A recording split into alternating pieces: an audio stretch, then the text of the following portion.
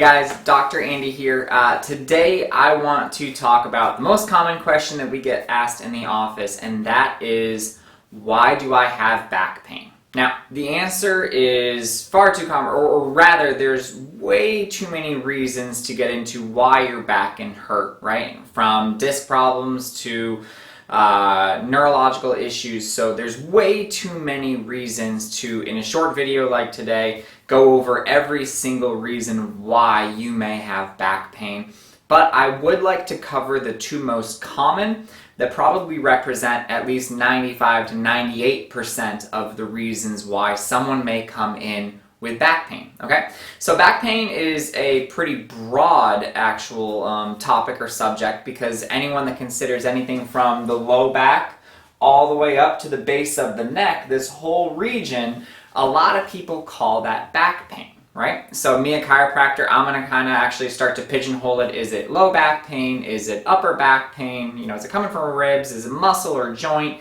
It can get pretty kind of complicated, but for most people are just thinking, and they're typing into Google, like, I have back pain and why do I have it, right? Let's just cover the top two most common, okay? The first one, let's talk about a traumatic injury. So this is probably the second most common. We'll get into the most common reason in just a second. Maybe 10 to 20% of my patients, they are coming in with low back pain or mid back pain, and they are experiencing it as a result of a traumatic injury. So macro trauma, think for example a car accident, right? Or maybe a bad slip or fall down the stairs, maybe you took a tumble off the curb.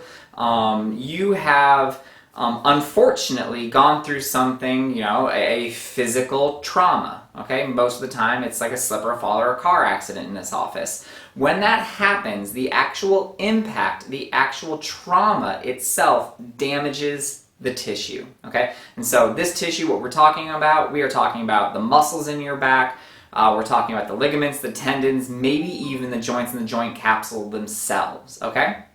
So with a traumatic-based injury for the back and what causes back pain, it is most likely caused by actually damaged tissue. Maybe the tissue has some micro tears in there. They've actually physically ripped a little bit. Most of the time it's the tissue has been stretched too far, so there's some actual tearing of the tissue, okay? When that happens, we start the injury cascade and the healing cascade, and what comes with that is like a lot of inflammation, so there's going to be swelling in that area, there's redness, and there is a lot of hormones and proteins and chemicals that your body produces after a trauma that can cause some pain, all right? Most of the time, if you've had a traumatic injury, that is where your pain is coming from. The most important thing for us to do at that time is just to kind of help you heal faster and make sure that as you're healing, everything is moving correctly and it's healing in the right direction, so the problem doesn't become bigger later on in what we call like a protective pattern. Like if you sprain your ankle, you may start to, limp a little bit. Well, that limp is a protective pattern. It does help you in the here and now, but it can cause bigger problems later on. So if you have a traumatic-based injury, my job is to help you heal faster, but also at the same time to make sure that you don't develop any kind of pattern or protective pattern that can cause you bigger problems later on. That's about 10 to 20% of my patients, but the far more often reason that we see back pain patients in my office is what we call a repetitive-based injury or repetitive stress injury. A repetitive stress injury could be bad ergonomics from work. Think of the desk worker that's constantly sitting at their desk all day long typing, maybe picking up the phone. Well, that bad posture constantly from work stresses the heck out of the muscles and joints of the upper back and the neck, so you may develop some pain from that. You're not going to be hurting in the first day that you're at work, but do it long enough and you start to develop some pain, right? So repetitive stress injury, usually from work ergonomics, is a big one. That kind of includes bad posture.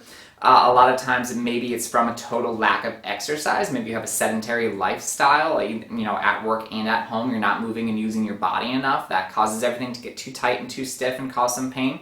So sometimes it's not enough movement, and then the other times maybe it's overtraining. Maybe you're going to the gym too much and you are not giving your body enough time to rest and recover.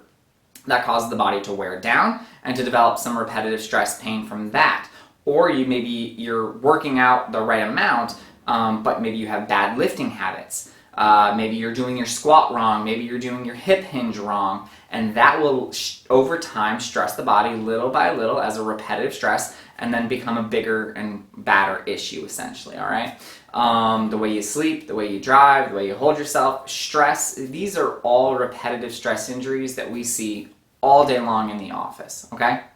So if your back is hurting, the lower back, the mid back, and you're thinking to yourself like, well, why am I in pain? If you had a car accident a week ago, well, unfortunately you are in a traumatic pain type category, and that means you have damaged tissue and it needs to heal, right? There are things that we can do to help it heal a little bit faster and make sure that we're healing properly, right? But if you're looking back over the last couple of weeks and you're going like, well, I don't have any falls, I didn't have a car accident, well then more than likely you are in the category of what we call an overuse or repetitive stress injury.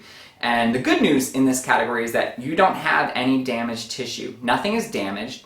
We just have to help things move properly again so that the body is able to get enough blood flow to that area where it's hurting, okay?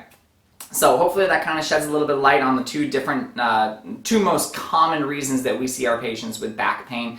If you have any questions, if this sounds like you, if it doesn't sound like you, reach out, ask me any further questions. Always remember to live with passion and not pain.